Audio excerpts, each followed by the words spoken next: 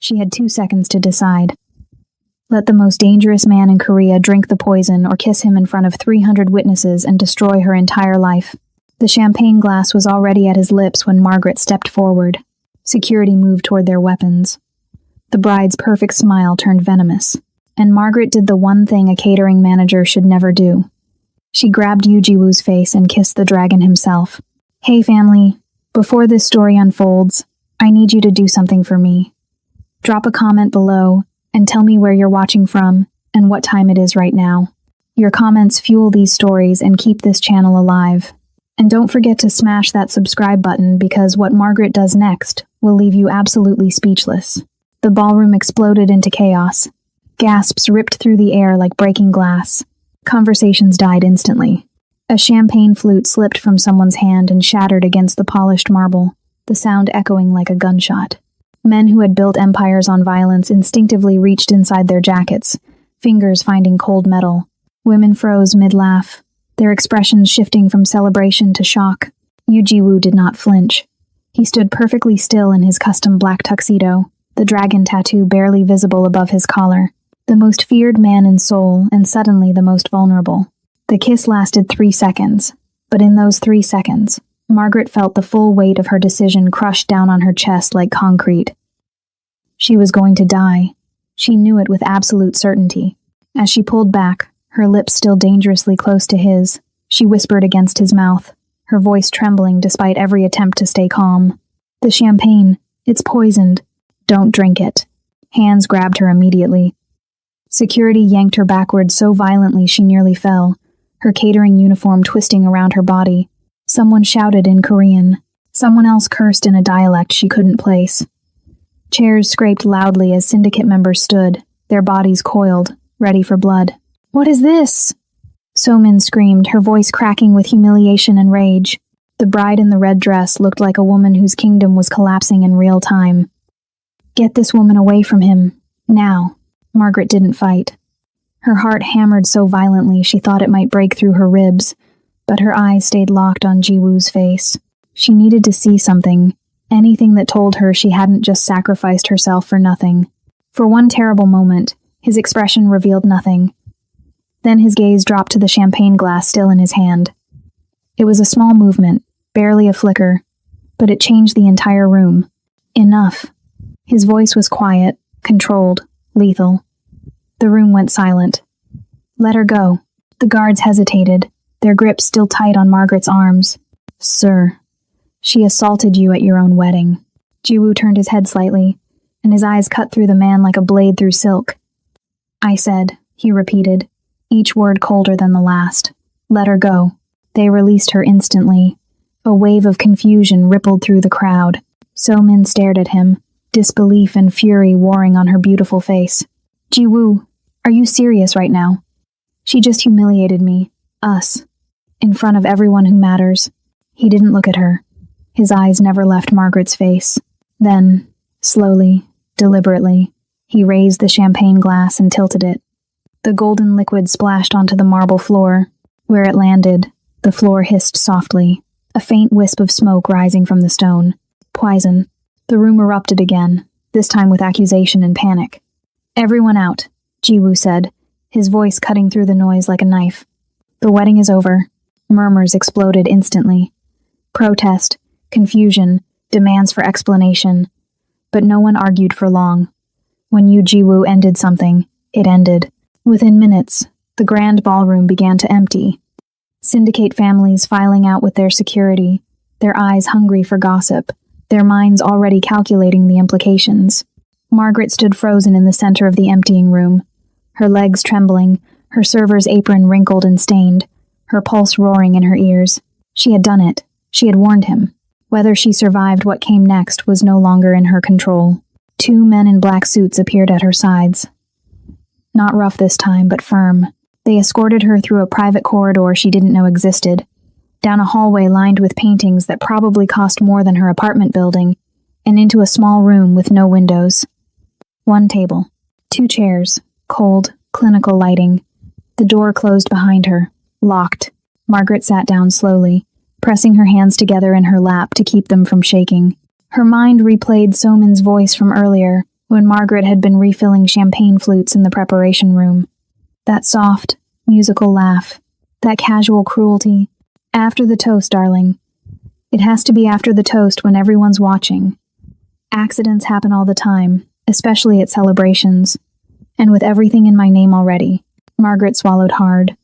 She should have walked away. She should have pretended she heard nothing, kept her head down, collected her paycheck, and gone home to her sister. But then she remembered the way Jiwoo had smiled earlier when greeting guests, unaware, accepting congratulations from people who would mourn him publicly and divide his empire privately. Her chest tightened. She would make the same choice again. The door opened. Jiwoo stepped inside alone.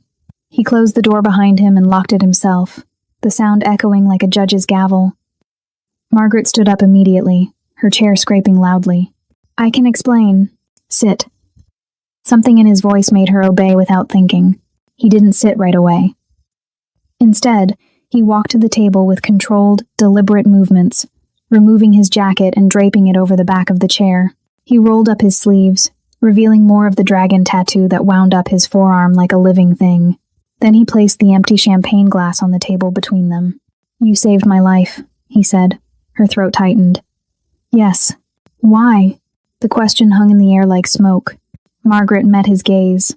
Those dark eyes that had seen too much violence, made too many impossible choices. Because I couldn't walk away knowing what I knew and doing nothing. You don't know me, he said. You don't owe me anything. I wasn't doing it for you, she said before she could stop herself. His eyebrow lifted slightly.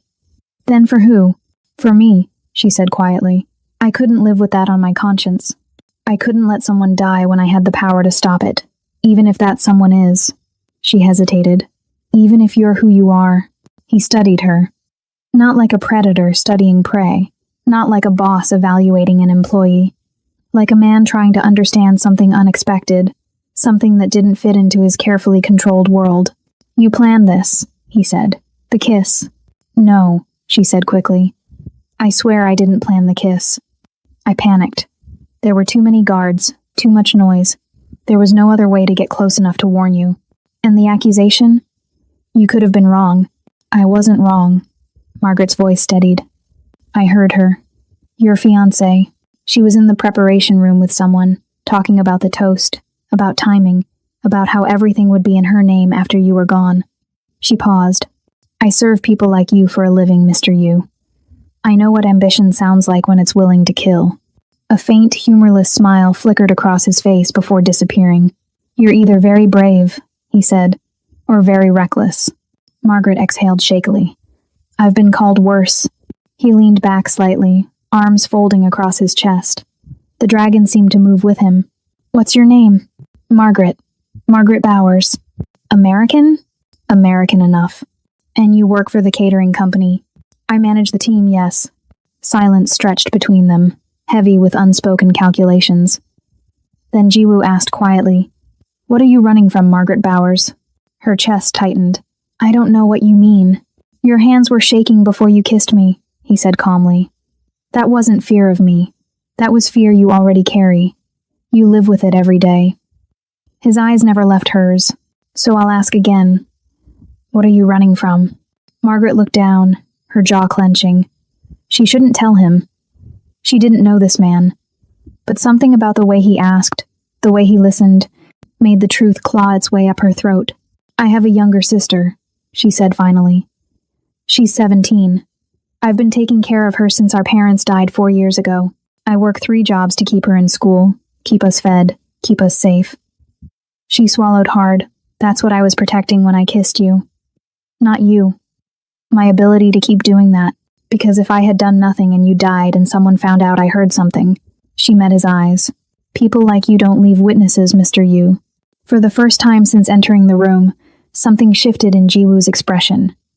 Not softness exactly, but recognition. Understanding. You're right, he said quietly. We don't. Margaret's blood went cold. Then he added, which is why you're in more danger now than you've ever been in your life. What? Margaret whispered. Jiwoo leaned forward, his voice dropping. So Min isn't just my fiancée. She's the daughter of the Busan Syndicate. This wedding was a merger. a peace treaty between families who have been at war for a decade. By stopping that toast, by humiliating her in front of every power player in Korea, you didn't just save me. You destroyed a political alliance that cost years to build. Margaret felt the air leave her lungs. I didn't know. It doesn't matter what you knew, he interrupted, but not unkindly. It matters what she'll do now. So-min won't come for me. I'm too protected, too powerful. But you? His eyes held hers. You're a catering manager with a teenage sister. You're exposed, vulnerable, easy. Then what do I do? Margaret's voice cracked. I can't just leave the country. I have my sister, my life. You can't go home, Jiwoo said flatly. The moment you walk out of this building, you're a target. So-min has already sent people to find out who you are, where you live, who you love. He paused. Your sister is already being watched. Terror flooded through Margaret like ice water. No, you can't let them. I won't. His voice cut through her panic like a blade. But you have to trust me. Trust you? Margaret almost laughed, hysteria creeping in. I don't even know you. You knew me well enough to risk your life for mine, Jiwoo said. So now I'm going to do the same for yours. He stood, towering over her, and for the first time Margaret saw not the cold syndicate boss, but the man beneath. The one who had almost died tonight. The one she saved. There's only one way to keep you alive, he said. So-min can't touch you if you belong to me. Margaret's heart stopped. What? Tomorrow morning I'm going to tell every family in Seoul that you're mine. That the kiss wasn't an assault. It was a claim. That you're my mistress, my choice, and anyone who harms you answers to me personally. His eyes burned with intensity. It's a lie that will become your armor. And if I say no, then you die, Jiwoo said simply. Maybe not today, maybe not tomorrow, but soon. And your sister will be alone in this world with no one to protect her. Margaret stared at him, her mind racing. This was insane. This was a cage disguised as salvation. But as she thought about her sister, about the life she'd built from nothing, about the responsibility she carried every single day, she realized something terrible. She didn't have a choice. She never had. How long? She whispered. Until the threat is gone, Jiwoo said. Until I root out every traitor in my organization and neutralize So-min permanently. And then you're free. Margaret closed her eyes, feeling the walls close in around her. When she opened them again, Yu Jiwoo was still watching her with those impossible dark eyes. Okay, she said. I'll do it. The dragon smiled. Not cruelly, almost sadly. Welcome to the cage, Margaret Bowers. I promise I'll make it as comfortable as possible. As he moved toward the door to make arrangements, Margaret realized with terrifying clarity that the most dangerous part of this deal wasn't So-min's revenge or the syndicate's violence. It was the way her heart had stuttered when Jiwoo promised to protect her. The way the monster with the dragon tattoo might be the only man who ever actually could. Margaret saw it happen in the reflection of a champagne flute. She'd been standing near the service station, barely 10 feet from the bride's preparation table, holding a tray of fresh glasses when the powder fell. A tiny vial. A quick twist of So-min's wrist. The white substance dissolving instantly into the golden champagne meant for the ceremonial toast. The bride's smile never wavered as she handed the glass to her attendant with instructions to place it at the groom's seat. Margaret's hands went numb. The tray tilted dangerously before she caught it, the glasses clinking together in a sound that seemed deafening in her own ears but went unnoticed by everyone else. Around her, the wedding reception continued in oblivious elegance. Crystal chandeliers cast warm light over tables draped in silk. Musicians played something classical and beautiful. 300 guests in designer suits and couture gowns laughed and drank and celebrated a union that was about to become a murder. She should walk away. She should pretend she saw nothing. She was just the catering manager, hired help, invisible to people like these. Her job was to make sure the champagne flowed and the appetizers circulated, and everyone went home satisfied. Her job was not to get involved in the private business of the Korean Mafia, but Margaret couldn't move. She stood frozen, watching So-min glide across the ballroom in that stunning red dress, her smile perfect, her hand resting possessively on Yu Jiwoo's arm as she guided him toward the stage for the toast. The woman was about to murder her own fiancé in front of everyone who mattered and make it look like a tragic accident. Margaret's mind raced. She could tell security, but which security? Half the guards worked for Jiwoo's family, half for Somin's. She didn't know who was loyal to whom. She could try to grab the glass before the toast.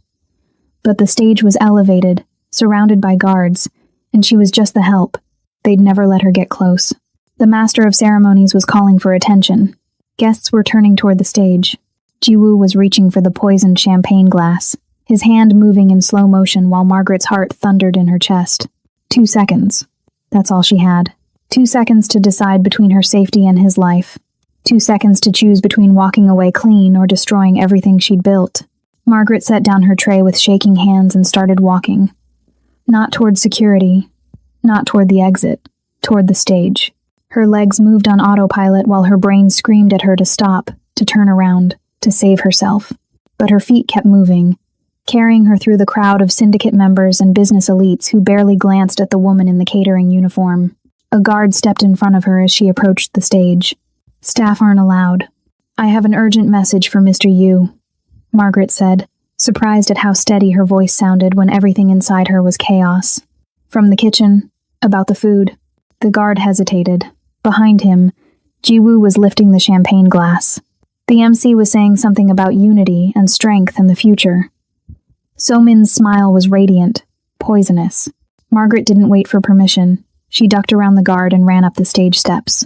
Gasps erupted immediately. Someone shouted, multiple someones, but Margaret's eyes were locked on Yu Jiwoo, on the glass rising toward his lips, on the 2 seconds she had left to make this work.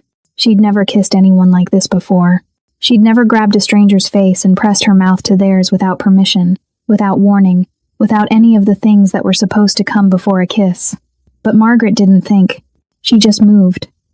Her hands found Jiwoo's lapels, fisted in the expensive fabric of his tuxedo, and pulled him toward her with a force that surprised them both. Their lips collided. The room erupted in chaos, shocked gasps, shouted questions. The sound of chairs scraping as people stood. But Margaret held on, held the kiss for 1 heartbeat, 2 heartbeats, just long enough to get close to his ear and whisper 4 words that would save his life and destroy hers. "The champagne is poisoned." She felt him go rigid, felt the moment of confusion turn to calculation. The glass slipped from his fingers and shattered on the stage floor, champagne splashing across the polished wood. Where the liquid landed, it hissed. Actual hissing, like acid on metal. Small wisps of smoke rising from the finish. The room went silent. Every eye fixed on the sizzling champagne. Then Somin screamed. It wasn't a gasp of shock or a cry of concern. It was a scream of pure rage, the sound of a plan falling apart in real time. "Security! Get her away from him!" "What is she doing?" "Someone stop her." Hands grabbed Margaret immediately. Rough hands that yanked her backwards so hard she stumbled, nearly falling off the stage. Her uniform twisted around her body. Someone's grip left bruises on her arms. She heard shouting in Korean, in English, in languages she couldn't identify. The beautiful wedding reception had transformed into something dangerous in the span of 5 seconds. But Margaret's eyes stayed on Jiwoo. She needed to see if he understood, if he believed her, if he was going to let them drag her away to whatever fate awaited women who assaulted Mafia bosses at their own weddings. His face was unreadable. Those dark eyes swept from the hissing champagne to Margaret to Somin, who stood frozen in her red dress with an expression that had moved past fury into something closer to fear. Calculation played across Jiwoo's features. He was putting it together. The powder, the kiss, the warning, the bride's reaction. "Don't move her," Jiwoo said quietly. The guards holding Margaret went still, their grips loosening slightly but not releasing. He looked directly at Margaret for the first time since the kiss, studying her with an intensity that made her feel exposed. "Who are you?" "Margaret Bowers. I manage the catering team." Her voice shook despite her best efforts. "I saw someone tamper with your glass. I didn't know how else to warn you." "She's lying." Somin's voice was shrill now, desperate. "She's clearly working for someone. This is an attack, an assassination attempt on both of us. You can't possibly believe." "The champagne is smoking," Jiwoo interrupted, still looking at Margaret. "Why is it smoking?" "Because it's poison," Margaret said. "I watched someone put powder in it, white powder from a small vial. It dissolved instantly." She swallowed hard. "I'm sorry about the kiss. I panicked. There were too many guards and I didn't know who to trust, and you were about to drink it and I reacted. Something shifted in Jiwoo's expression. Not warmth exactly, but a flicker of something human beneath the cold exterior. He knelt down on the stage, removed a ring from his finger, and dipped it into the spilled champagne. When he lifted it, the silver had turned completely black. The crowd gasped again, louder this time, recognition spreading through the room like wildfire. Everyone here knew what a blackened silver ring meant. Everyone understood what they were looking at. So-min was ready to kill her own fiancé for power, Margaret said quietly, more to herself than anyone else. The reality was hitting her now, the magnitude of what she'd witnessed, what she'd prevented. She smiled at you, held your arm, guided you to your death and smiled the whole time. If you can't stand backstabbing people who smile to your face while holding a knife, you understand why Margaret couldn't walk away. Some betrayals are too cruel to ignore. Some loyalties matter more than safety. Jiwoo stood slowly, the blackened ring still in his hand, and looked at his bride. So-min's face had gone pale beneath her makeup. Her mouth opened and closed without sound. She looked like a woman watching her entire future collapse in real time. "Everyone out," Jiwoo said. His voice was calm, too calm. The kind of calm that came before violence. The wedding is over. Margaret's legs finally gave out. She would have fallen if the guards hadn't been holding her. This was it. This was where everything changed. She'd saved a man's life, and now she was standing in the wreckage of whatever came next. The dragon had been warned, and nothing would ever be the same. So-min was ready to kill her own fiancé for power. If you can't stand backstabbing people who smile to your face while holding a knife, smash that like button right now. Let's show them we value loyalty. The barrel of the gun was 3 inches from Margaret's temple. She could see it in her peripheral vision, black and cold, held by a man whose hand didn't shake. Around her, 5 more guards had materialized from the crowd, each one armed, each one waiting for the order. The wedding guests hadn't left yet. They stood frozen in a wide circle around the scene, phones hidden but recording, eyes hungry for violence or scandal or both. Margaret's breath came in short, shallow bursts. Her catering uniform clung to her back with sweat. She'd kissed a Mafia boss at his own wedding, and now she was going to die in front of 300 witnesses who would forget her name by morning. Yu Jiwoo stood perfectly still, his hand still holding the champagne flute she'd tried to save him from. His expression revealed nothing. No anger, no gratitude, no emotion whatsoever. He could have been carved from stone.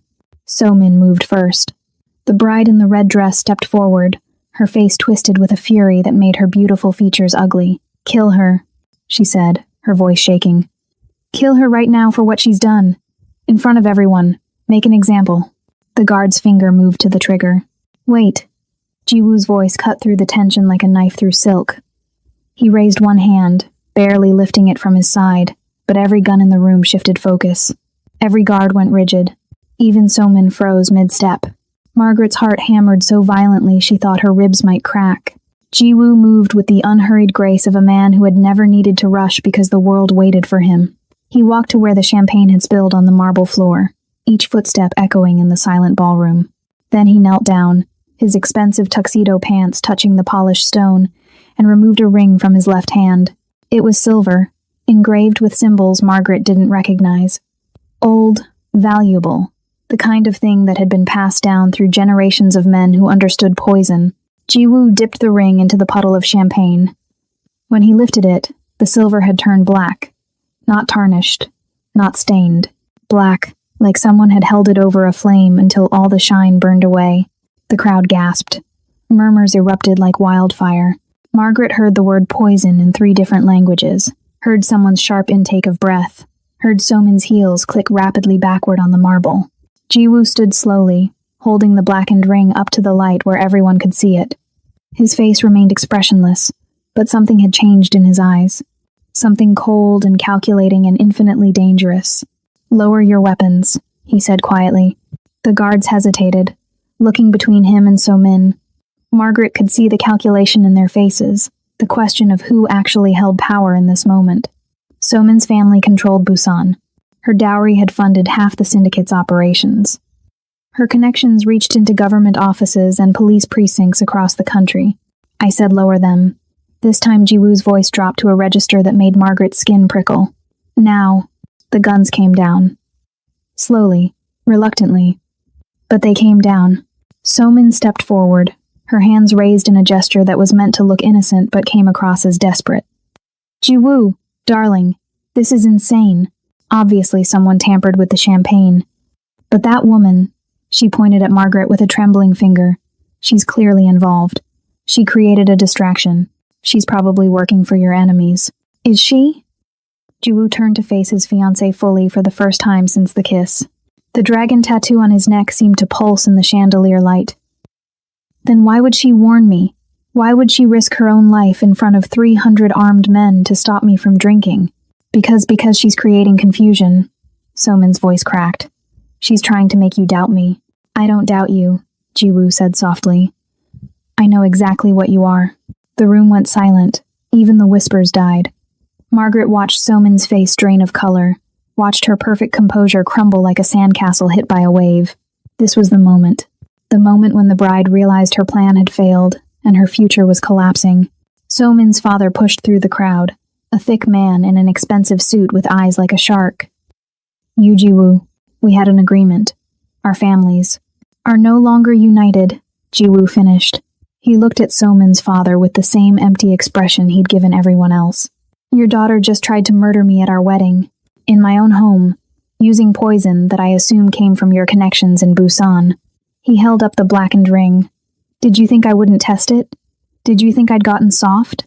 You have no proof it was her, the father started. I have all the proof I need. Ji-woo gestured to Margaret without looking at her. This woman risked everything to warn me. Why would she do that if she was part of the plot? He paused. Unless you're suggesting she's simply stupid. But stupid people don't work their way up to catering manager positions at events like this. Margaret's breath caught. He'd noticed her position. He'd paid attention to details even in the chaos. So-min was shaking now, her hands clenched into fists. Ji-woo, please, we can talk about this privately. No, he said. We're done talking. We're done pretending. We're done with this farce of a marriage. He turned to face the crowd, and when he spoke, his voice carried to every corner of the ballroom. The wedding is cancelled.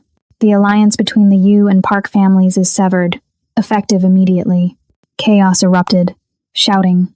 Accusations.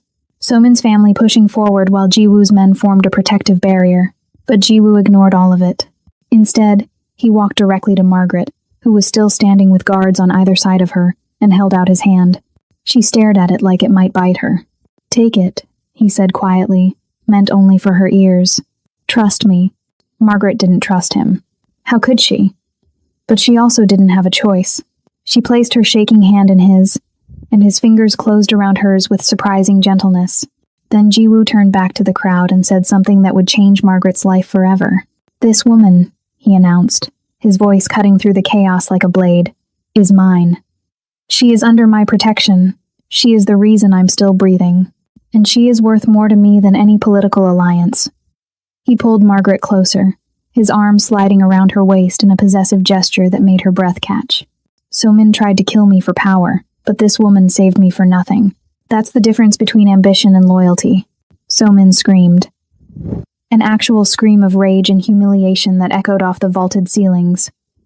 You're choosing a servant over me? Over everything our family's built? I'm choosing someone who doesn't want me dead, Ji-woo said simply. Then he looked down at Margaret, and for the first time, something almost human flickered in his eyes. Hold on to me. What? He didn't give her time to finish. Ji-woo swept Margaret up into his arms like she weighed nothing, turned, and walked toward the private exit with long, deliberate strides. The crowd parted before him automatically. Guards fell into formation, and Margaret, pressed against the chest of the most dangerous man in Korea, realized she'd just been claimed in front of everyone who mattered.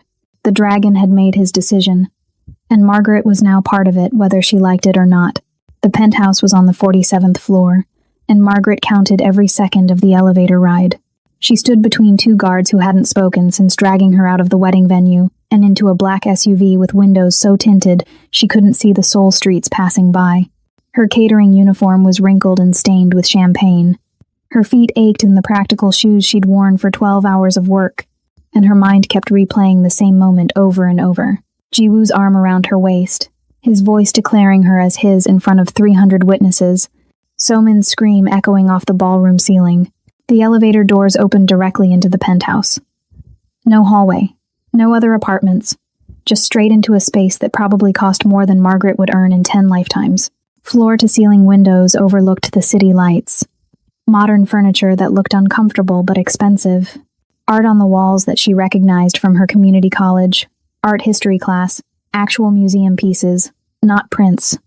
Everything was white and black and chrome, cold and beautiful, and utterly impersonal.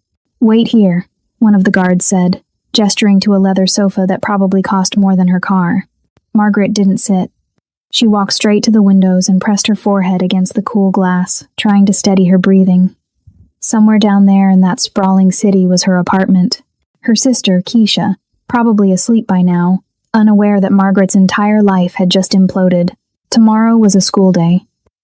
Keisha had a chemistry test she'd been studying for all week. "I need to go home," Margaret said without turning around. "I need to call my sister. She'll be worried." "Mr. Yu will speak with you shortly," the guard replied. "I don't want to speak with Mr. Yu. I want to go home." Margaret's voice rose despite her efforts to stay calm. "I did what I came to do. I warned him. The wedding is over. I should be able to leave."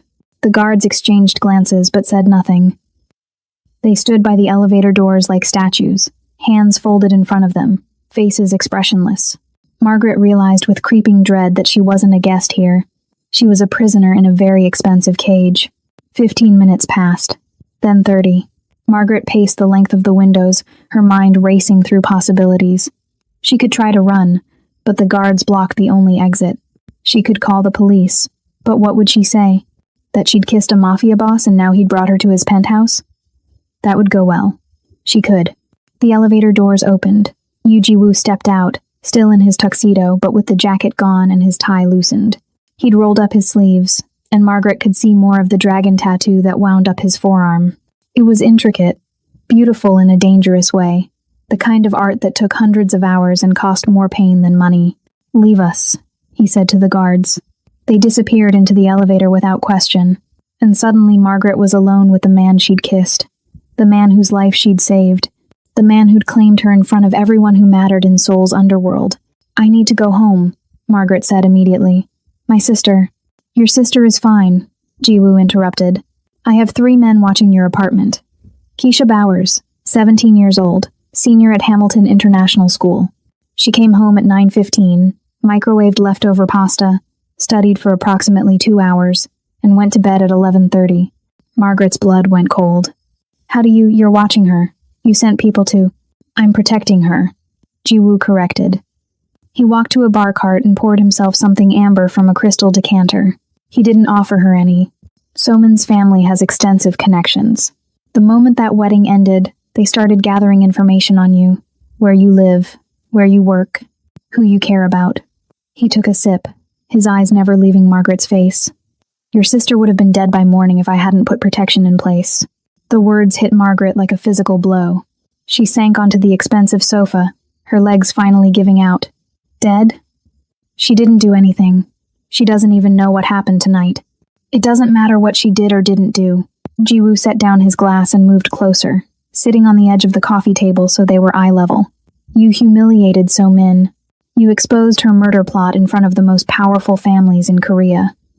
You cost her everything, her marriage, her alliance, her future. Women like that don't forgive. They destroy." "Then let me leave," Margaret said desperately. "Let me take Keisha and disappear. We'll leave Seoul, leave Korea entirely. You'll never see us again. You think you can hide from the Park family?" Jiwoo's laugh was humorless. "They have reach in 15 countries. They own police precincts, border officials, airport security. You wouldn't make it to Incheon before they found you." He leaned forward. "And even if you did somehow escape, what kind of life would that be? Running forever? Looking over your shoulder? Waiting for the knife?" Margaret's hands were shaking. She pressed them together in her lap, trying to stop the trembling. "So what then? You're keeping me here? I'm just supposed to stay in this penthouse while my sister—" "Your sister stays in her apartment under protection," Jiwoo said. "She goes to school, takes her tests, lives her normal life. Because no one will touch her if they think she's connected to me." "Connected to you how?" Ji-woo stood and walked to the windows, his back to Margaret. The dragon tattoo on his neck was fully visible now, curling up from beneath his collar. In the reflected city lights, it almost looked alive. "I need you to understand something," he said quietly. "This tattoo isn't decoration. It's a brand. It means I inherited my father's empire when I was 19 years old. It means I carry the weight of 2,000 men and their families. It means I can never put this burden down. Never walk away. Never be anything other than what I am." He turned to face her. "It also means that anything I claim as mine is untouchable." Margaret's breath caught. "You already did that. At the wedding. You told everyone I was that I belonged to. I told them you were worth more to me than a political alliance," Ji-woo corrected. "But words aren't enough. So-min's family will test that claim. They'll probe for weakness. They'll look for evidence that you're just a convenient lie." He moved closer, and Margaret had to tilt her head back to maintain eye contact. "We need to make them believe it's real. Make them believe what's real? That you're mine. That you're my lover. That harming you would be the same as declaring war on me personally." Ji-woo's voice was matter-of-fact, like he was discussing a business contract instead of Margaret's entire life. "It's the only way to keep you and your sister safe until I can deal with So-min and the traitors in my organization." Margaret stood abruptly, putting distance between them. "You want me to pretend to be your mistress? That's insane. I don't know you. I don't know anything about your world. I'm a catering manager who works 3 jobs to pay rent. I'm not." "You're brave enough to kiss a Mafia boss to save his life," Ji-woo said. "You're smart enough to recognize poison when you see it. You're strong enough to raise your sister alone after your parents died." He tilted his head slightly. "Don't pretend you're not capable of this, Margaret. We both know better." The use of her first name felt intimate in a way that made her uncomfortable. Margaret wrapped her arms around herself, suddenly aware of how vulnerable she was in this space, in this situation, with this man who saw too much. "How long?" she asked. "Until the threat is neutralized. Weeks, maybe months. And then you're free. I'll give you enough money to relocate anywhere you want, set up a new life, put your sister through any university she chooses." Ji-woo returned to the bar cart and refilled his glass. "Or you can stay in Seoul under my continued protection. Your choice." Margaret stared at him, trying to find the trap in his words, the hidden cost. "Why are you doing this? You don't owe me anything. I chose to warn you. That was my decision. You saved my life." Something flickered in Ji-woo's expression, too quick to identify. "Now I'm saving yours. Consider us even." But Margaret knew it wasn't that simple. Nothing with men like you, Ji-woo, was ever that simple. Still, as she thought about Keisha sleeping peacefully in their apartment, unaware that her sister's impulsive decision had painted a target on both their backs, Margaret realized she didn't have a choice. She never really had. Ji-woo is trying to do the right thing in a bad situation, Margaret thought. He's offering protection when he could just let So-min's family destroy her. But that didn't make the cage any less real. "Okay," Margaret said finally. "I'll do it. I'll play the role. But I have conditions." Ji-woo's eyebrow lifted slightly. "You're negotiating? You said I'm brave and smart, didn't you?" Margaret met his gaze steadily despite the fear coursing through her. "My sister doesn't know anything about this. She thinks I'm working late. I want to keep it that way. I want to see her, talk to her, make sure she's really okay." "Agreed. And no," Margaret's courage faltered. "No actual intimacy. This is business. Protection for performance. Nothing more." Ji-woo studied her for a long moment, and Margaret couldn't read his expression. Then he nodded slowly. "Nothing you don't consent to. But understand this in public. You must be convincing. You must look at me like you want me, touch me like you know me, defend me like you love me. Anything less and they'll know it's fake." Margaret's stomach twisted. "I understand. Then we have a deal." Ji-woo extended his hand. Formal, businesslike. Margaret took it, and his grip was warm and firm and somehow reassuring despite everything. "Welcome to the Gilded Cage, Margaret Bowers. I'll do everything in my power to make sure you survive it."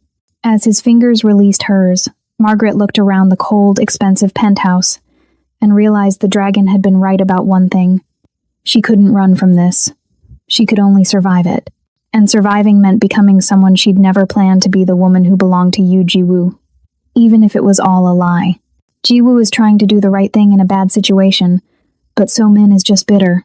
If you believe innocent people shouldn't pay for the mistakes of toxic exes, hit subscribe and comment leave Margaret alone. Let's protect our girl.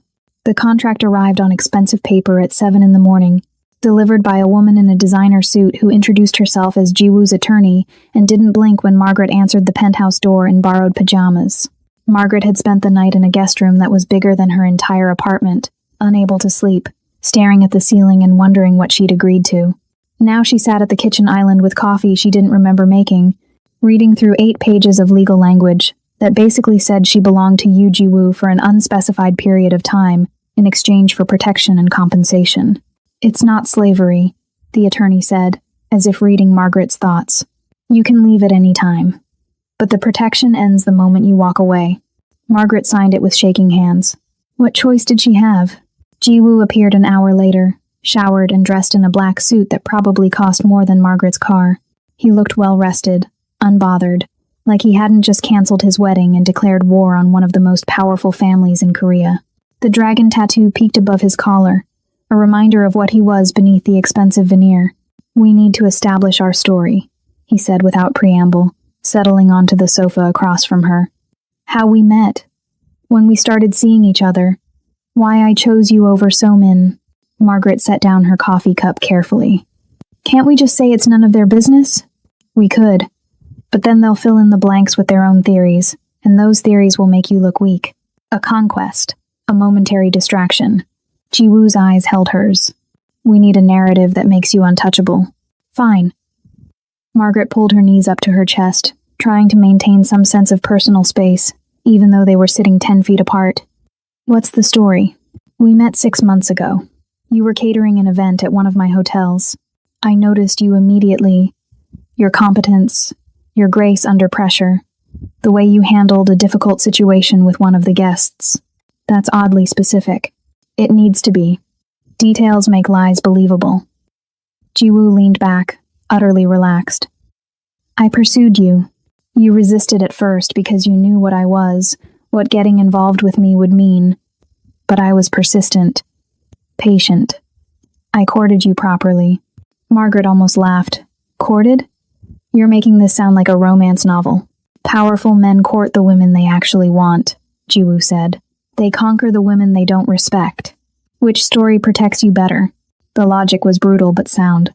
Margaret nodded slowly. Okay, so we've been seeing each other secretly for 6 months. Then why did you go through with the engagement to So-min? Politics. Family obligation. The engagement was arranged years ago, and I couldn't break it without cause. Jiwoo's expression darkened. Until So-min gave me cause by trying to poison me. That freed me to choose what I actually wanted. You. And the kiss? Was you taking a risk to save me? Yes. But it was also you finally claiming me publicly after months of hiding. He tilted his head. In this version, you're not a random waitress who assaulted me. You're the woman I chose, finally brave enough to stop hiding. Margaret processed this, trying to poke holes in the narrative. People will ask why we kept it secret. Because I was engaged and you have integrity. You refused to be the other woman publicly, even though we both knew the engagement was a sham. Jiwoo stood and walked to the windows. It makes you look principled, dignified. Not like someone who would break up a wedding on a whim. I did break up a wedding. You saved my life. There's a difference.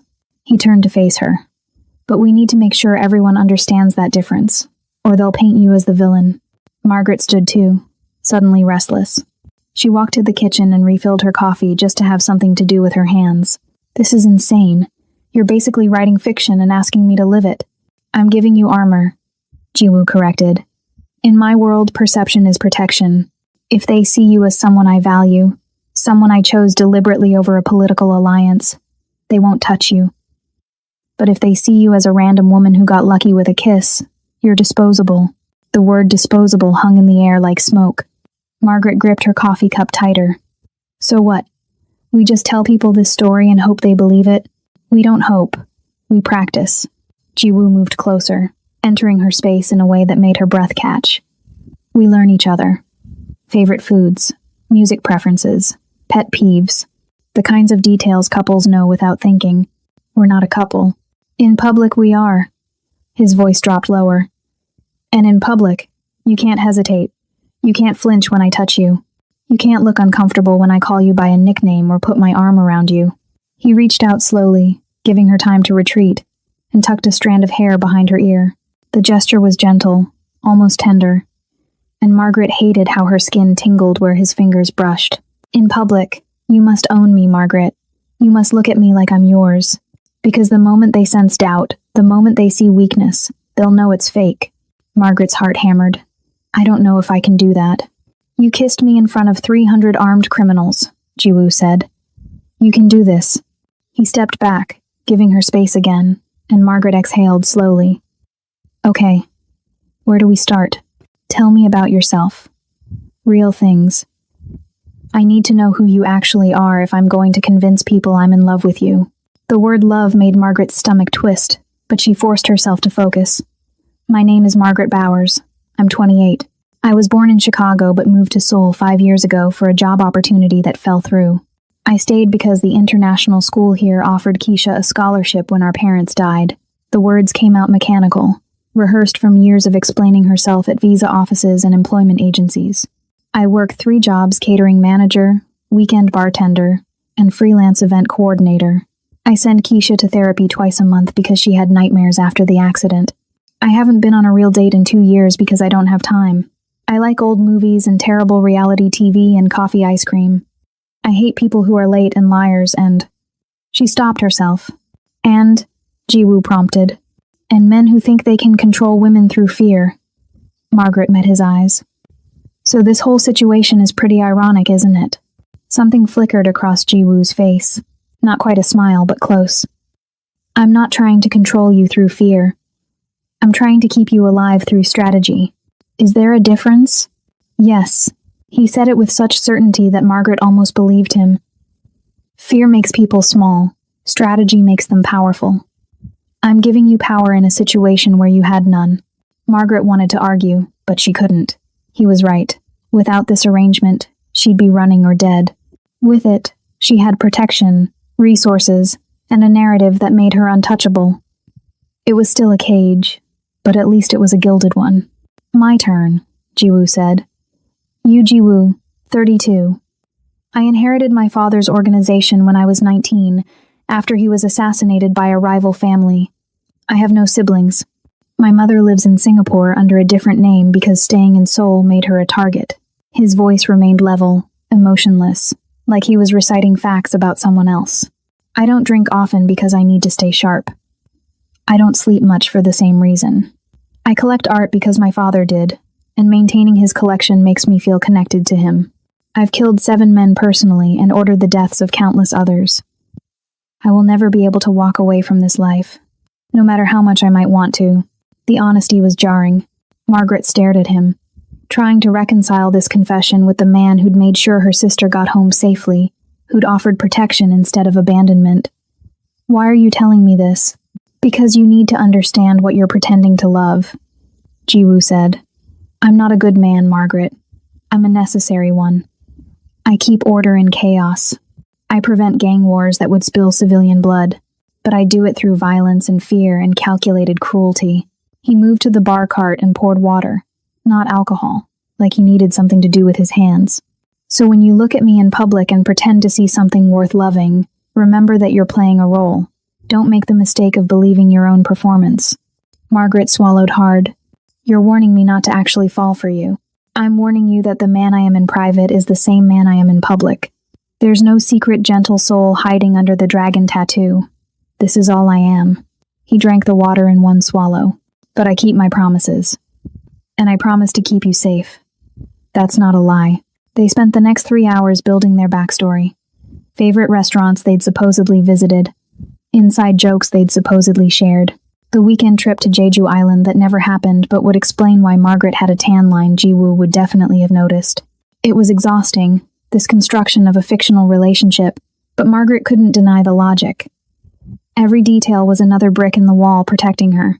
By afternoon, Jiwoo's phone buzzed with messages. He read them with an expression that shifted from neutral to concerned. Somin's family is already moving. They're calling in favors, applying pressure. One of my suppliers just canceled a major contract. Because of me? Because of the failed wedding. But they'll use you as the excuse. He typed something quickly. We need to make a public appearance. Soon. Tonight. Preferably. Margaret's stomach dropped. Tonight? I don't have anything to wear to wherever people like you go at night. That's being handled. As if on cue, the elevator doors opened, and 3 women entered carrying garment bags and makeup cases. Jiwoo gestured to them. They'll make sure you look the part. I have meetings until 7. Be ready by then. Ready for what? To convince Seoul's elite that you're worth starting a war over. Jiwoo headed for the elevator, then paused and looked back. And Margaret? When I touch you tonight, when I call you something other than your name, when I look at you like you matter, remember it's performance. Don't read into it. Don't let it confuse you. Then he was gone, and Margaret was left with 3 stylists, and the terrifying realization that tonight, she'd have to become someone else entirely. Someone brave enough, compelling enough, valuable enough to be Yoo Ji-woo's chosen woman. She just hoped she could pull it off without losing herself in the process. The restaurant was the kind of place that didn't have prices on the menu, where reservations required 3 months' notice and connections Margaret would never have, where the waitstaff moved like ghosts, and every table cost more than her monthly rent. Margaret stood outside the private dining room in a dress that probably cost more than her car, her hand tucked into the crook of Jiwoo's arm, trying to remember how to breathe. The stylist had transformed her into someone else, hair swept into an elegant updo, makeup subtle but flawless, a black silk dress that hugged every curve and whispered money with every movement. She looked like she belonged here. She felt like an imposter. Remember, Jiwoo murmured against her ear, his breath warm on her skin. You're not a guest. You're mine. Act like it. Then the doors opened, and they walked into a room full of predators. 12 people sat around a table set with crystal and gold, representatives from the major syndicate families that controlled everything from shipping ports to political appointments. Margaret recognized some faces from the wedding cold eyes that had watched her kiss Jiwoo, calculating minds that had been assessing her value ever since. Conversations died as they entered. Every gaze tracked their movement like wolves watching prey. Jiwoo pulled out Margaret's chair himself, a gesture of possessiveness disguised as courtesy. His hand lingered on her shoulder for a moment longer than necessary before he took his own seat. Margaret forced herself to relax into the touch, to look comfortable with his proximity, even though her heart was hammering. Thank you for coming on such short notice, said an older man at the head of the table, Park Chul-soo, So-min's father. His smile didn't reach his eyes. After the unfortunate events at the wedding, we thought it prudent to discuss the situation civilly. Civilly, Jiwoo repeated, his tone suggesting he found the word amusing. Yes, let's be civil about attempted murder. Murmurs rippled around the table. Park Chul-soo's smile tightened. My daughter maintains her innocence in that matter. She believes there's been a misunderstanding. The doors opened again. So-min walked in wearing red, of course. She wore red this time. A dress cut low enough to be scandalous, high enough to show legs that went on forever. Her makeup was perfect, her hair flawless. But Margaret could see the rage simmering beneath the composed exterior. This was a woman who'd lost everything and wanted someone to bleed for it. I'm so glad we could all meet, So-min said, her voice dripping false sweetness, as she took a seat directly across from Margaret. I thought it was important to clear the air about what really happened at my wedding. Your wedding? Jiwoo's voice was ice. I seem to recall it being cancelled. Because of her. So-min's eyes cut to Margaret like knives. This woman who came out of nowhere, who assaulted you in front of everyone, who clearly orchestrated the entire thing to destroy my reputation. The poison destroyed your reputation, Margaret heard herself say. The words came out steady, clear, and every eye at the table shifted to her. I just stopped you from committing murder. So-min's laugh was cruel. Murder? That's a serious accusation from a waitress playing dress-up. She leaned forward, her smile vicious. Tell me, Margaret, is it? Where exactly did you learn to identify poison? Is that part of standard catering training in America, or did you bring it yourself? The implication hung in the air like smoke. Margaret felt Jiwoo tense beside her, but she put her hand on his arm, a small gesture that said, I've got this, and met So-min's gaze directly. I learned to identify poison by spending 12 years working events where people like you pretend to be civilized while planning to destroy each other, Margaret said. You'd be surprised what servers overhear when you forget we exist. She picked up her wine glass, examining it in the light with practiced ease. For instance, I know this is a 2015 Chateau Margaux, which is excellent. but serving it at room temperature in Seoul's summer humidity is amateur hour. Any sommelier worth their salt would have chilled it slightly. So-min's smile faltered. Around the table, several people glanced at their own wine glasses with newfound uncertainty. I also know, Margaret continued, warming to the topic despite her terror, that this entire menu is designed to impress rather than compliment. Foie gras followed by black cod? The flavors clash. You'd never see this pairing at a real high-end establishment. It's the kind of choice someone makes when they're spending money to prove they have it, rather than because they have taste. How dare you? So-min started. And that dress, Margaret said, her voice sweet as poisoned honey. Valentino, isn't it? From 2 seasons ago. Which is fine, of course, but wearing last year's couture to a power dinner is an interesting choice. It sends a message about your current access to resources. The silence that followed was absolute. Margaret's heart pounded so hard she thought everyone could hear it, but she kept her expression serene, her posture relaxed. Beside her, she felt more than saw Jiwoo's reaction, a subtle shift. A quiet exhale that might have been surprise. So-min's face had gone white beneath her makeup, then flushed an ugly red. You're a servant. You have no right to speak to me like... She has every right. Jiwoo's voice cut through So-min's rage like a blade through silk. Because she's mine, and anyone who disrespects her disrespects me. He reached over and took Margaret's hand, threading their fingers together in a gesture that looked casual but felt like a brand. Margaret knows more about quality and taste in her little finger than you've learned in your entire privileged life. That's why I chose her. Around the table, expressions shifted. Some impressed, some amused, some carefully neutral. Park Chul-soo's jaw tightened, but he said nothing. This was the moment. Margaret realized, the moment when they either accepted her as Jiwoo's choice or rejected her as an imposter. Then Jiwoo did something Margaret didn't expect. He smiled. Not the cold, calculating expression she'd seen before, but something genuine. Something warm. He looked at her like she'd just done something remarkable, and for a heartbeat Margaret forgot it was all performance. You know, said an older woman to Margaret's left, one of the family matriarchs. If Margaret remembered correctly from Jiwoo's briefing, I've been attending these dinners for 30 years, and that's the first time anyone's had the courage to tell So-min Park that her taste is pedestrian. She raised her wine glass in a small toast. Welcome, my dear. You might actually make these gatherings interesting. Others followed suit, raising glasses with expressions ranging from grudging respect to genuine amusement. So-min sat frozen in her chair, her carefully constructed victim narrative crumbling around her. She'd expected Margaret to be intimidated, to make mistakes, to prove she didn't belong. Instead, Margaret had used the very skills So-min had mocked to establish dominance. Margaret thinks she's better than me just because she has money. So-min's expression seemed to scream. But respect isn't bought. It's earned. And tonight, Margaret had earned hers. The dinner continued with forced civility, but the power dynamic had shifted. So-min's attempts to undermine Margaret fell flat when Margaret could identify which fork was incorrect, which wine pairing was subpar, which conversational gambit was a trap. Every time So-min tried to expose Margaret as an outsider, Margaret's expertise honed from years of serving people exactly like this turned the attack back on itself. You must teach me your secret, one of the wives said during dessert, leaning toward Margaret conspiratorially. How do you maintain such composure? So-min's been throwing daggers all evening and you haven't flinched. I've worked catering for 12 years, Margaret replied honestly. You learn to handle difficult clients. The woman laughed, delighted. Around the table, others joined in. So-min's face darkened with humiliation.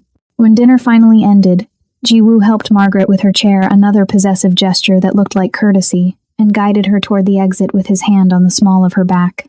As they passed So-min, Margaret heard her hiss something in Korean that sounded like a threat. Jiwoo responded in the same language, his voice too quiet for Margaret to catch, but whatever he said made So-min go pale. They walked out into the cool night air, and Margaret finally let herself exhale. You did well, Jiwoo said once they were in the car, the privacy partition raised. The genuine smile was gone, replaced by his usual careful neutrality. But something had changed. Better than well. You destroyed her credibility without losing your composure. I was terrified the entire time, Margaret admitted. I know, but you didn't show it. That's what matters. He studied her in the dim light filtering through the tinted windows. Where did you learn to talk like that? The wine, the food pairing, the fashion critique. I told you. I've been working high-end events for over a decade. You think I haven't paid attention? That I haven't learned what separates real class from people just spending money? Margaret looked out the window at Seoul passing by. People like So-min forget that servers are invisible until we're not. She thought I'd crumble under pressure because I'm not from her world. She forgot that I've been studying her world my entire career. Jiwoo was quiet for a moment. Then he said, "My father used to say that true power comes from understanding, not just possessing. You understand these people better than most of them understand themselves. Does that surprise you?" "Yes," he admitted. "And I'm rarely surprised anymore." They drove in silence for a while, and Margaret felt the adrenaline slowly drain from her system, leaving exhaustion in its wake. She'd survived her first public appearance as Yoo Ji-woo's woman. She'd faced down her enemy and won.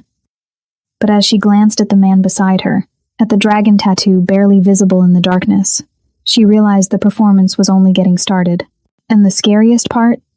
For just a moment when he'd smiled at her, when his hand had found hers, when he'd defended her with that quiet intensity, it hadn't felt like performance at all.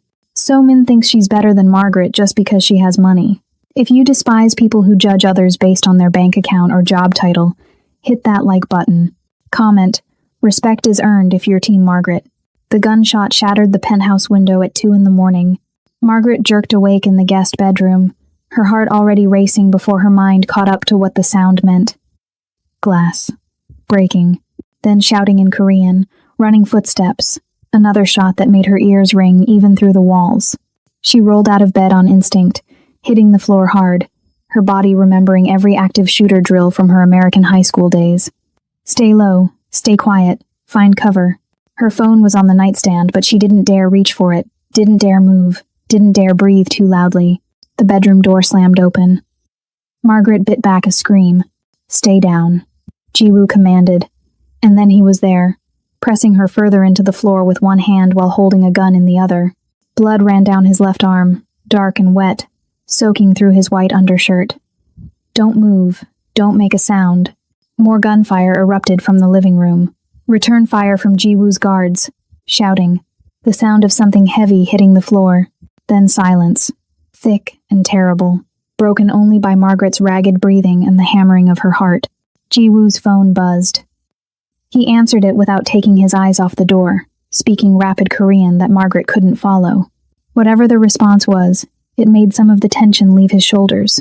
He lowered the gun slightly. "It's over," he said. "2 shooters, both dead. Probably So-min's people testing our security."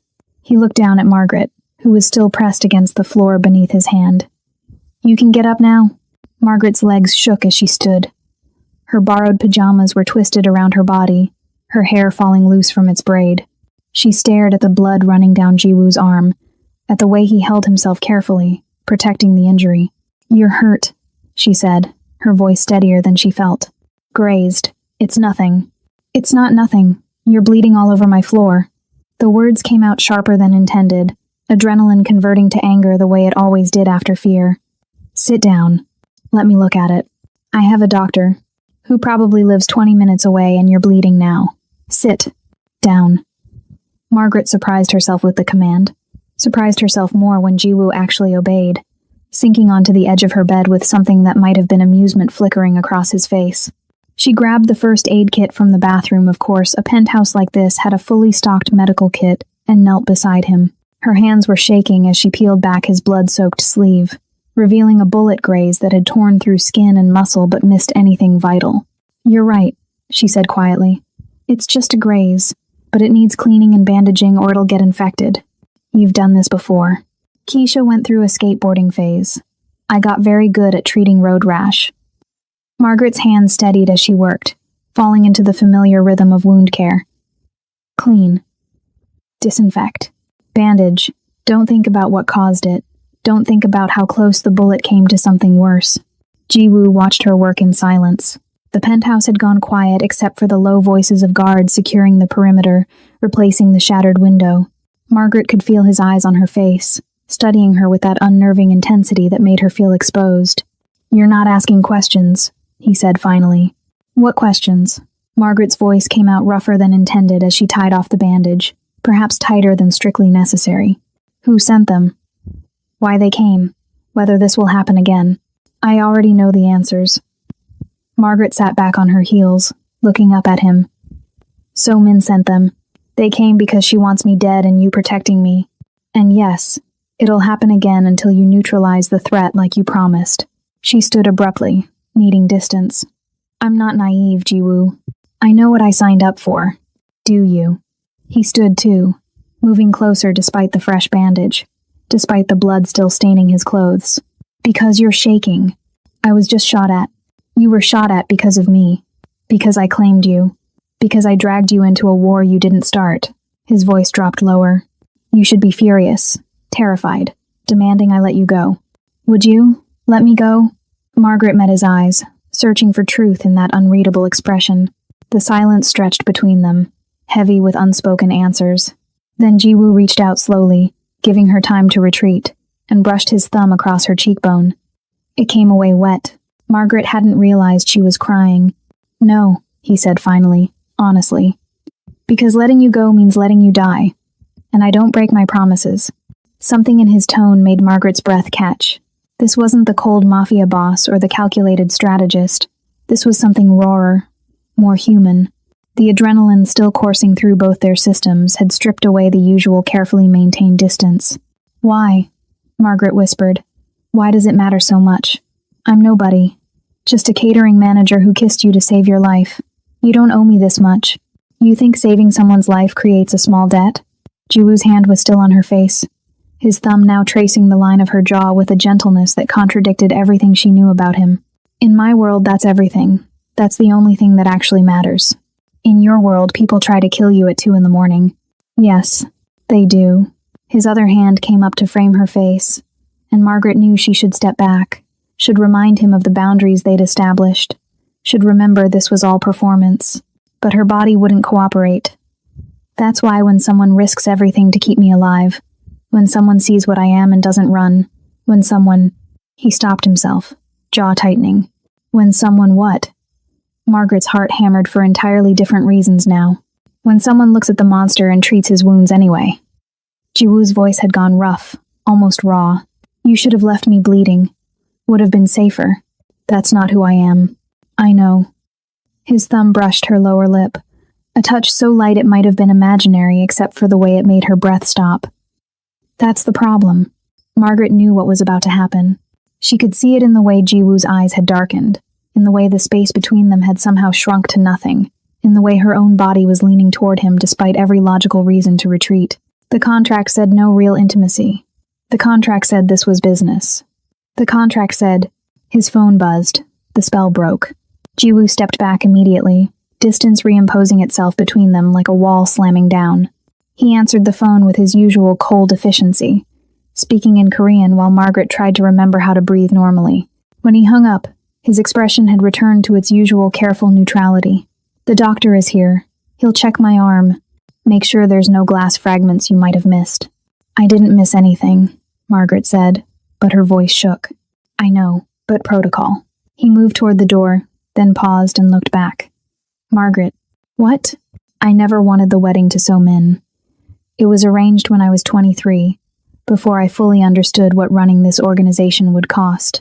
Before I realized that a political merger masquerading as marriage would mean spending my life with someone who saw me as a trophy, not a person. His eyes held hers. I wanted someone real. Someone who would see all of it, the violence, the dragon, the blood, and stay anyway. Someone who would treat my wounds at 2 a.m. and yell at me for bleeding on the floor. Margaret's throat tightened. Jiwoo. But wanting something doesn't mean I get to have it, not in this life. He opened the door, letting the sounds of the guards and the doctor filter in. Get some sleep. We'll increase security tomorrow. This won't happen again.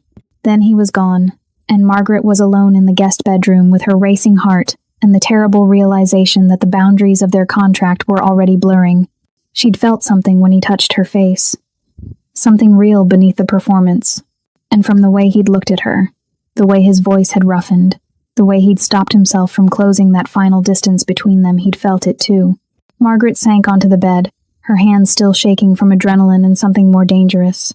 She'd signed a contract for protection, for a fake relationship that would keep her and Keisha safe until the threat passed. She hadn't signed up for the way her heart had stuttered when Jiwoo admitted he wanted someone real. She hadn't signed up for the warmth of his hands on her face or the rawness in his voice when he'd called himself a monster. She definitely hadn't signed up for the traitorous part of her brain that whispered maybe the monster wasn't as monstrous as he wanted her to believe. Maybe the man who ensured her sister got home safely, who kept his promises, who admitted he'd never wanted the political marriage in the first place. Maybe that man was worth the risk, but risk was what had gotten her into this mess in the first place. Risk was what made her kiss a mafia boss at his own wedding. Risk was what kept landing her in impossible situations with no good options. Margaret lay back on the bed, staring at the ceiling where bullet holes would need to be repaired, and wondered at what point the performance would stop feeling like a lie. At what point she'd stop being able to tell the difference between the armor Jiwoo had given her and the person she was becoming beneath it. The scary answer? Maybe she'd already crossed that line.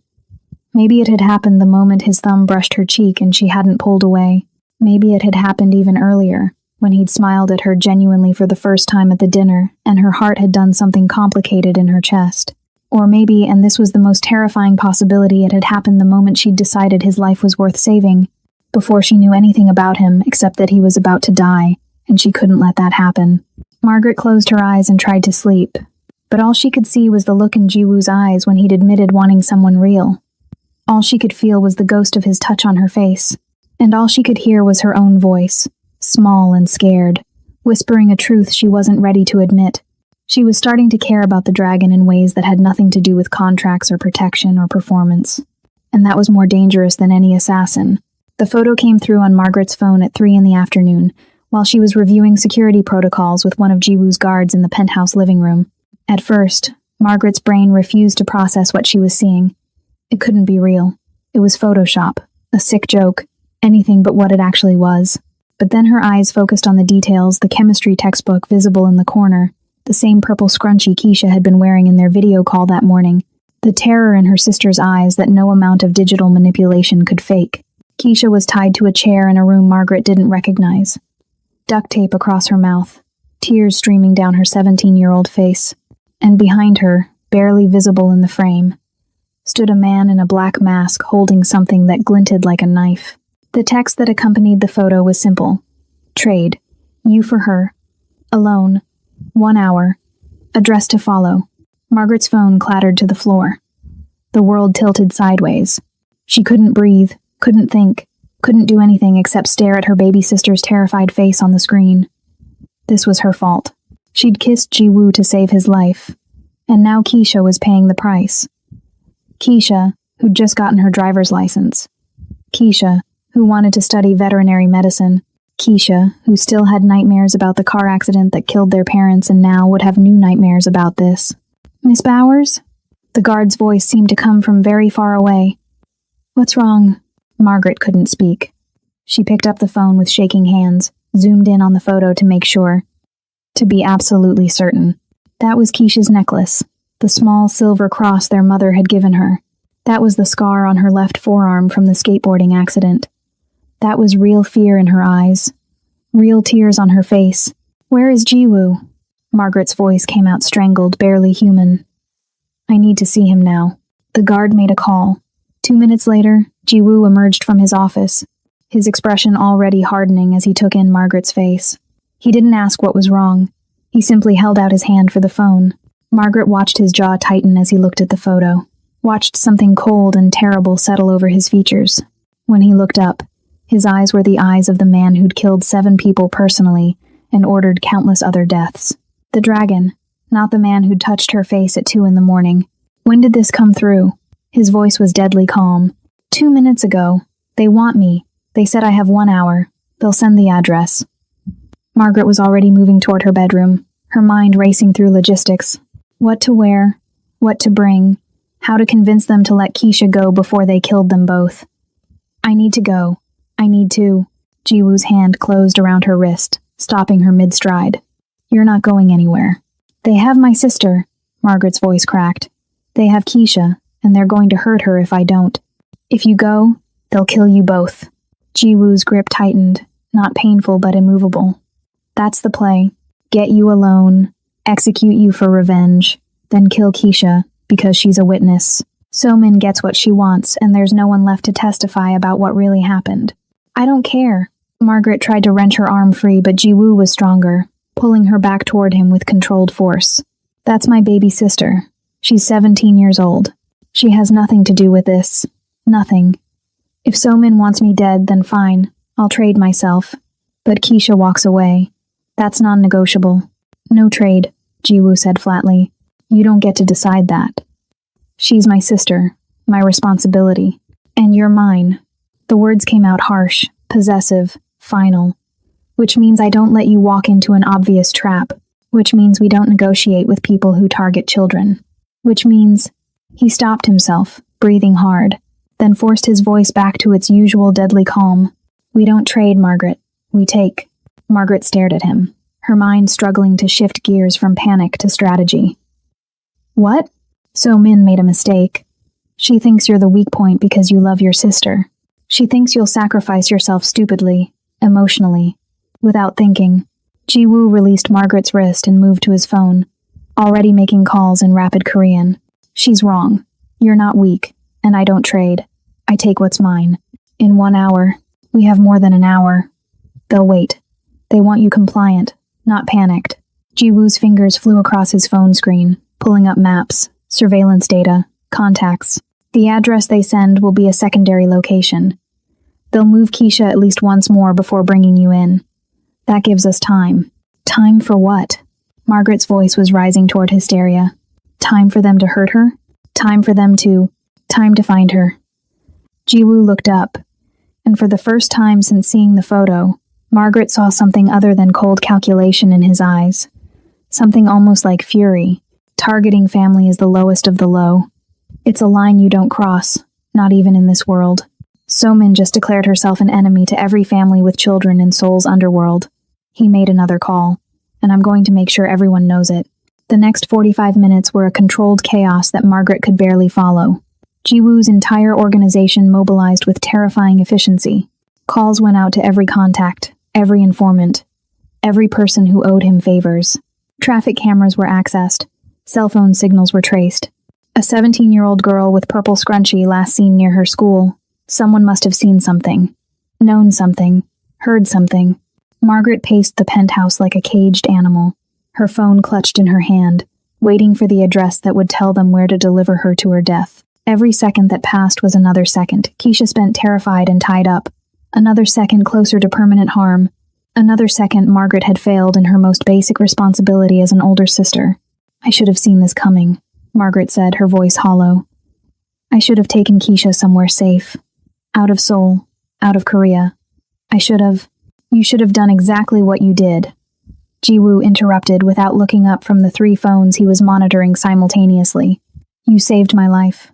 Everything that happened after that is So-min's choice, not yours.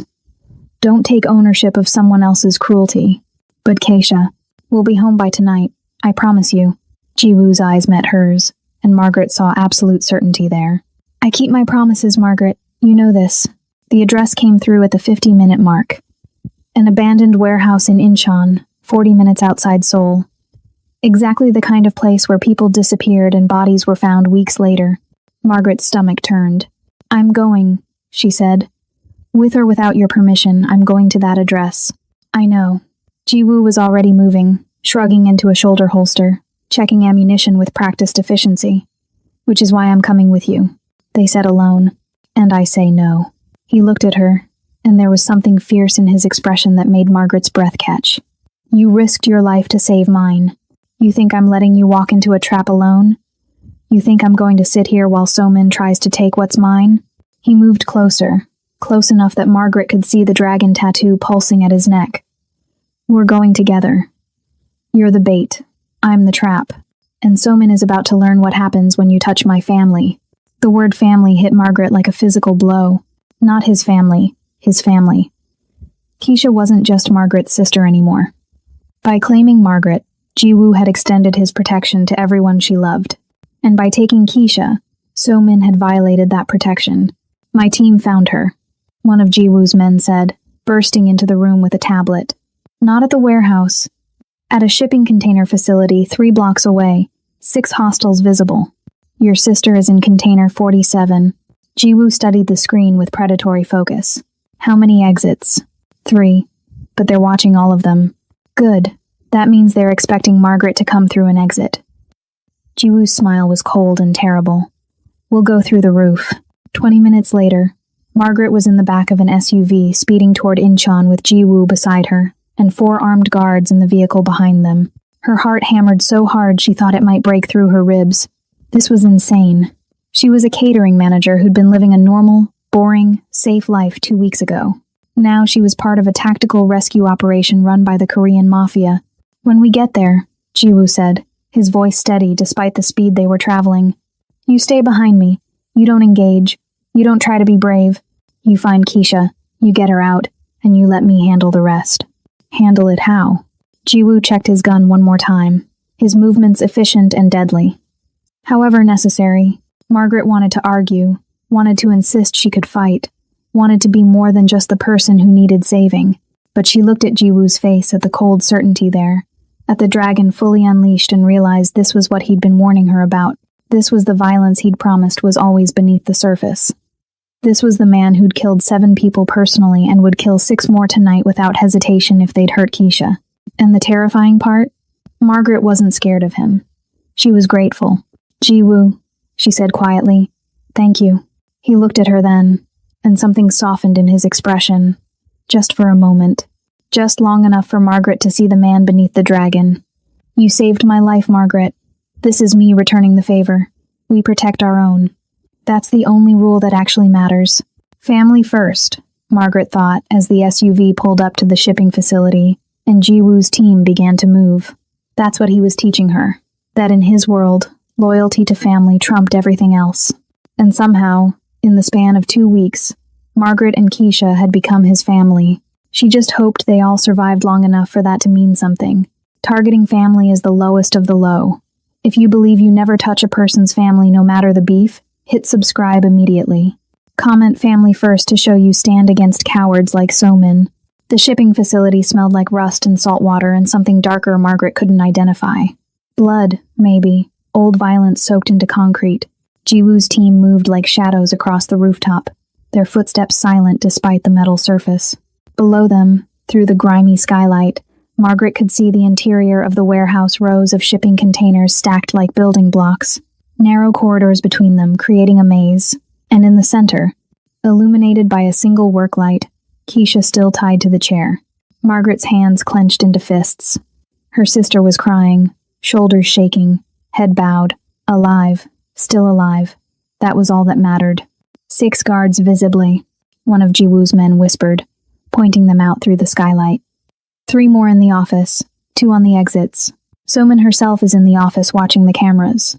She wants to see Margaret's face when they kill her, Jiwoo said, his voice empty of emotion. Wants to watch the fear, the realization. She's made this personal. It was always personal, Margaret said. Jiwoo looked at her, something shifting in his expression. Then he started removing his weapons. The shoulder holster, the backup piece at his ankle, the knife strapped to his forearm. He handed them all to his second-in-command until he looked unarmed, just a man in a black shirt and tactical pants. What are you doing? Margaret whispered, walking into a trap. Jiwoo's smile was cold. They're expecting you to show up alone and desperate. Instead, they'll get me, seemingly unarmed, and apparently stupid enough to trade myself for a teenager. He turned to Margaret. You're going to walk in with me. You're going to be the distraction while my team positions. When I give the signal. What signal? You'll know it when you see it.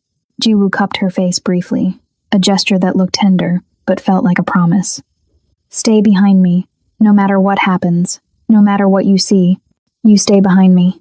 They went in through the front entrance like they had nothing to hide.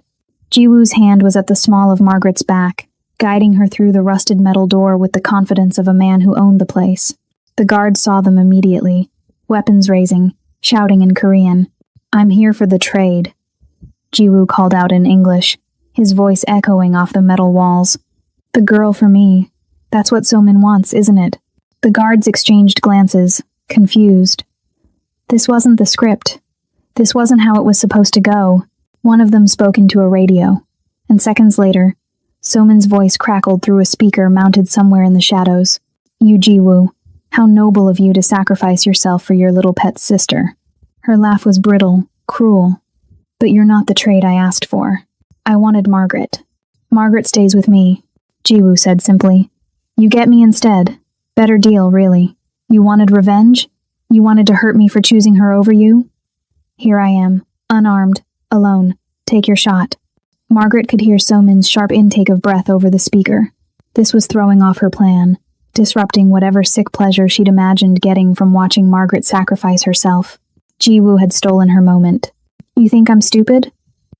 Somin's voice had lost its composed edge. You think I don't know you're planning something? That you came here without backup? I came here to get the girl. Jiwoo started walking toward Keisha, his movements slow and controlled. Everything else is negotiable. The guards moved to intercept him. Margaret's heart hammered as she followed, staying behind Jiwoo like he'd ordered, watching the way he moved predatory, calculated, like a man waiting for the perfect moment to strike. This was the dragon everyone feared. This was the violence Somin had tried to poison away. They were 10 feet from Keisha when Somin herself appeared from the office, flanked by 2 more guards. She was still beautiful in that perfect, polished way, still wearing designer clothes like this was a business meeting instead of a kidnapping. But her eyes were wild, her composure cracking. You humiliated me, she said, her voice shaking. In front of everyone. You chose a servant over me, over my family, over everything we could have built together. You tried to poison me, Jiwoo replied calmly. Seems like we both made choices. And now you're going to die for yours. Somin raised her hand, signaling the guards. Kill him. Kill them both.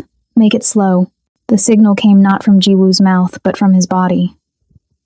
1 second, he was standing still, seemingly accepting his fate.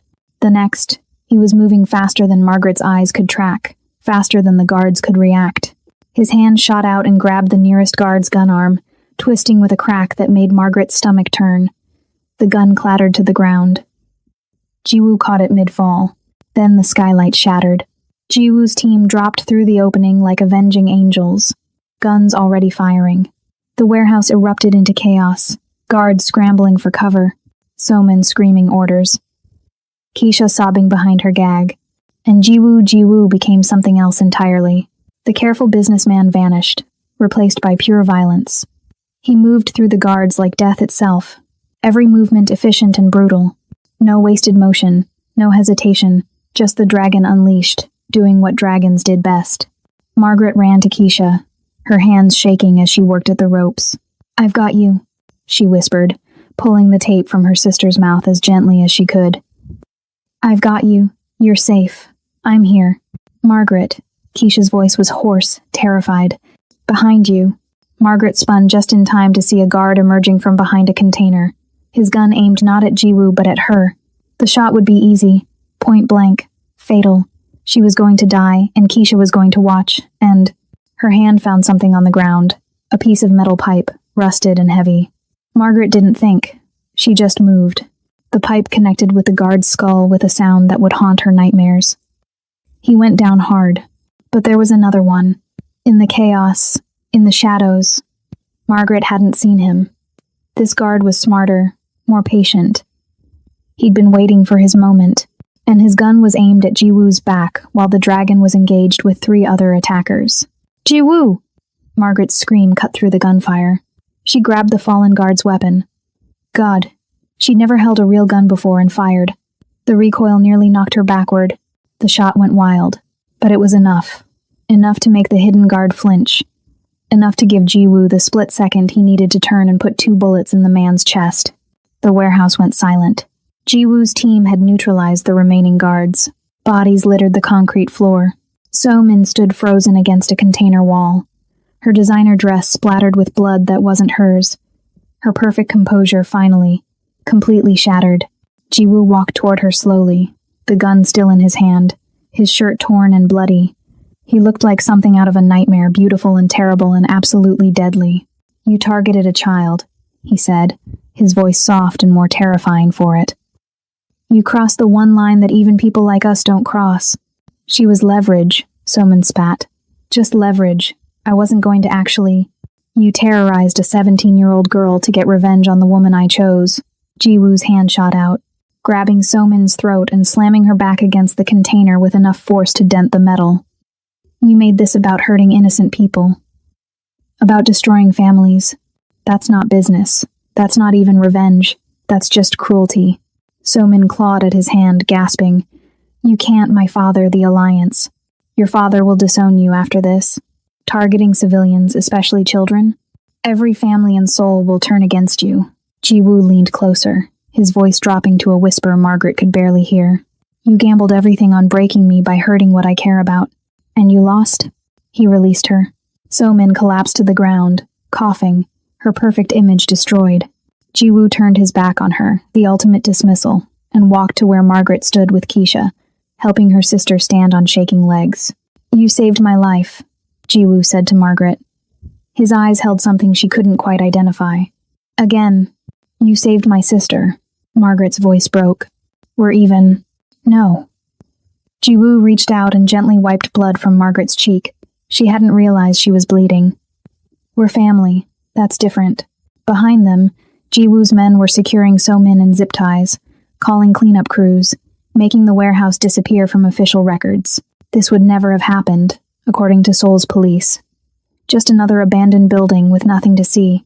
But Margaret had seen it. She'd seen the dragon fully unleashed. She'd seen Jiwoo become the killer he'd warned her he was. She'd seen him brutalize men without hesitation, without mercy, with the kind of violence that should have terrified her. Instead, she'd picked up a gun and shot at someone to protect him. She'd proven her loyalty wasn't just words on a contract or a performance for cameras. When it mattered, when his life was on the line, she'd chosen him over her own safety. And from the way Jiwoo was looking at her now like she was something precious and dangerous, and worth every risk, he knew exactly what that meant. So-min thought she could bully her way to the top by targeting the innocent. She thought fear and cruelty would get her what ambition and poison couldn't. But bullies always underestimate the people they hurt. They never see the strength in the ones they dismiss. Tonight, So-min learned the hard way. And Margaret learned something too.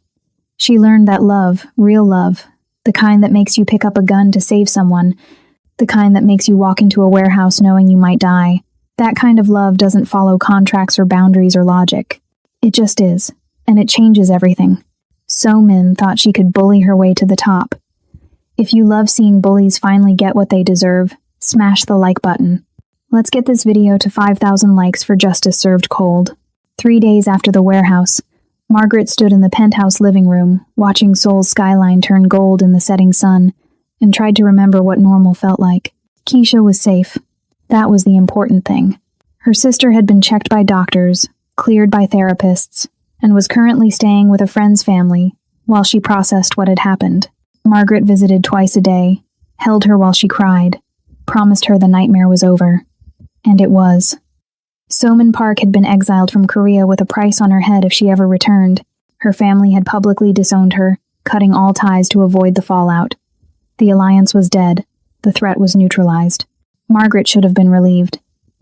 Instead, she felt hollow. The elevator doors opened. Jiwoo stepped out wearing jeans and a plain black shirt, no suit, no armor, just the man underneath. The dragon tattoo was fully visible now, curling up his neck like it was reaching for something it could never quite grasp. He held an envelope in his hands. "We need to talk," he said. Margaret's stomach dropped. She'd been expecting this conversation, dreading it, knowing it was coming ever since Jiwoo had told her the threat was gone.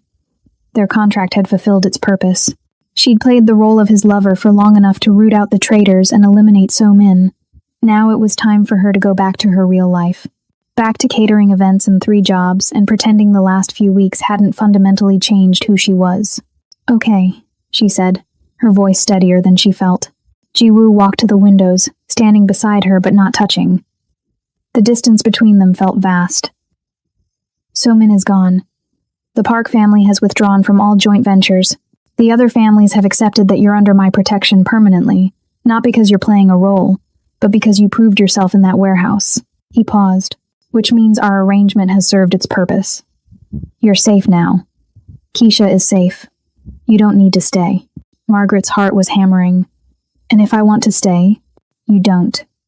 Jiwoo's voice was flat, emotionless. You want your life back, Your freedom.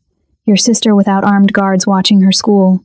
A future that doesn't involve looking over your shoulder or wondering if today's the day someone tries to use you to get to me.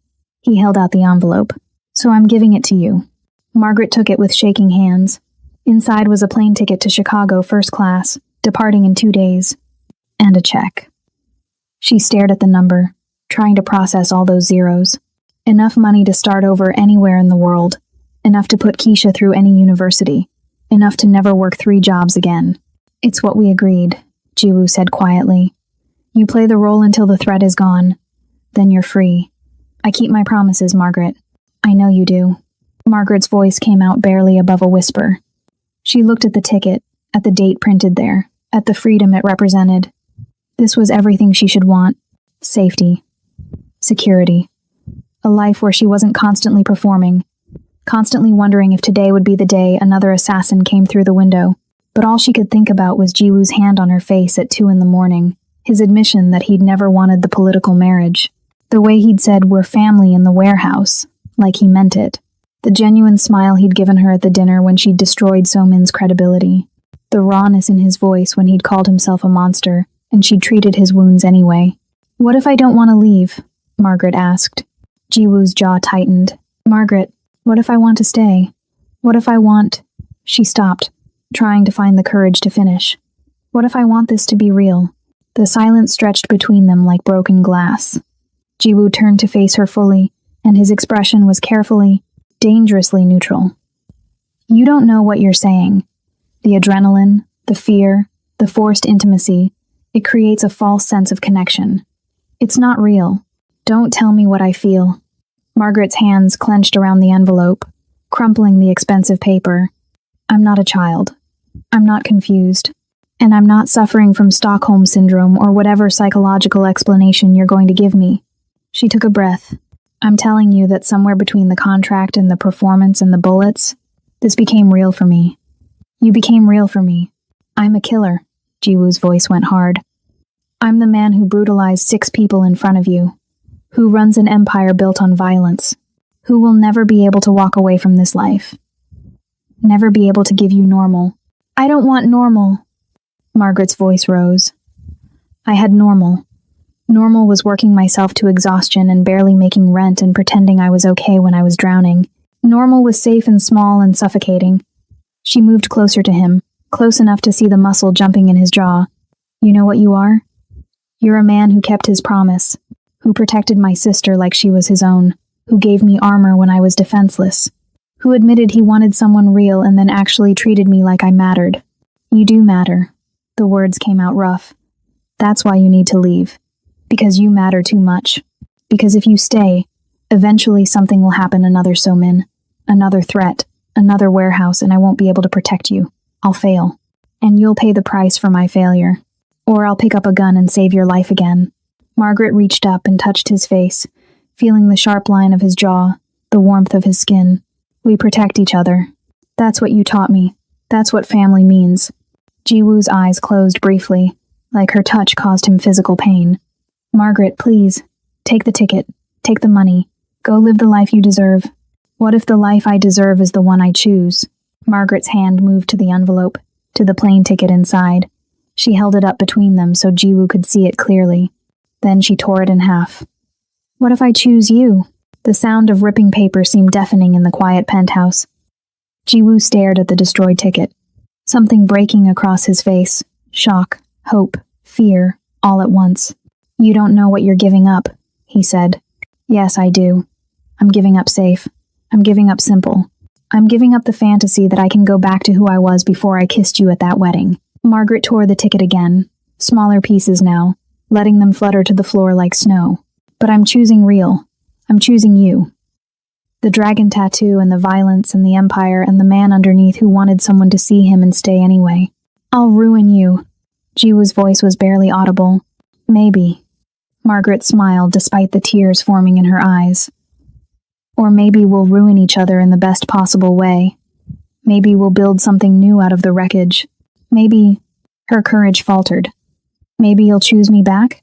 Jiwoo moved so fast Margaret barely registered it before his hands were in her hair and his mouth was on hers. Not gentle. Not careful. Desperate. Like he'd been holding back for weeks and couldn't anymore. Like he'd been waiting for permission to want this. Want her. Want something beyond duty and protection and performance. Margaret kissed him back with everything she had, all the fear and adrenaline and impossible feelings she'd been trying to deny. This wasn't part of the contract. This wasn't for cameras or witnesses. This was just them. Finally honest.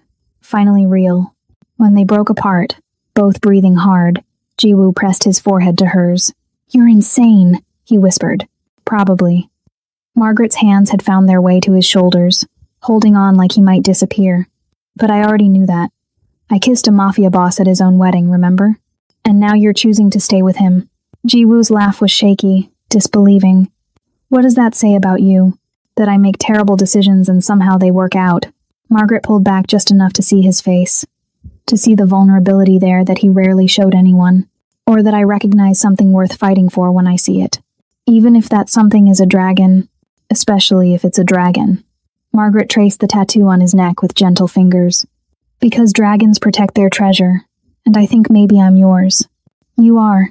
Jiwoo caught her hand, pressed a kiss to her palm. "You have been since the moment you risked everything to save my life. I just didn't want to trap you in mine. You're not trapping me. I'm choosing this. Choosing us." Margaret glanced at the torn ticket pieces on the floor, at the check she'd dropped without even looking at the amount. "So what happens now?" "Now?" Jiwoo's smile was real, warm, the one Margaret had only seen a handful of times. "Now we figure out what we actually are when we're not pretending. Now we rebuild the empire without the toxic alliances. Now we—" He stopped, something uncertain crossing his face. "Now I ask you to marry me. For real this time. Not for politics or protection or performance. Just because I want you. Because you're the only person who's ever seen all of me and stayed." Margaret's breath caught. "That's not a question." "Margaret Bowers, will you marry me?" Jiwoo asked properly, and there was something almost nervous in his voice.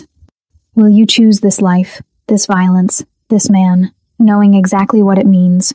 Margaret thought about Keisha safe and healing, about the empire that could be reshaped into something less cruel, about the man in front of her who'd killed to protect her and would kill again without hesitation, about the dragon tattoo that meant burden and responsibility and a life that could never be ordinary. "Yes," she said, "I choose you. All of it." 6 months later, Margaret stood in a private garden wearing a dress the color of champagne, not white, because this wasn't her first beginning, and not red, because that color belonged to someone else's failed ambition. Keisha stood beside her as maid of honor, still healing but stronger than before. The guests were small in number, just the families that mattered, the alliances worth keeping, the people who'd accepted that Margaret wasn't a political tool but Jiwoo's actual choice. No red dresses in sight, no poison in the champagne, no ulterior motives hiding behind congratulations. Just Margaret and Jiwoo, redefining what the empire could be when it was built on something real instead of something calculated. When Jiwoo kissed her this time, it was gentle, reverent, a promise instead of a performance. And when Margaret looked out at the witnesses, she saw respect instead of skepticism. She'd earned her place here. Not through birthright or connections or political maneuvering, but through courage and loyalty and the willingness to fight for what mattered. The dragon had found someone real, and Margaret had found someone worth the risk. Together, they would build something new from the ashes of what came before. It wasn't the safe choice, but it was the right one, and that made all the difference.